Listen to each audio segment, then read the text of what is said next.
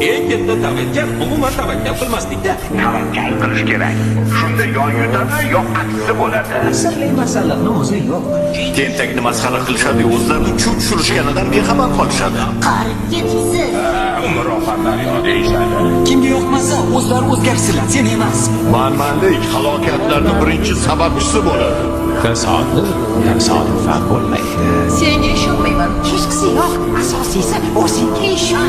Xato qilish bizga xos. Kechirish esa ilohiy. Hamma gap o'zingda. Ko'rglarmish. Kerakli temir uyumlar. Hayot har doim sen o'ylagandek bo'lmaydi. O'tmish bilan yashamaslik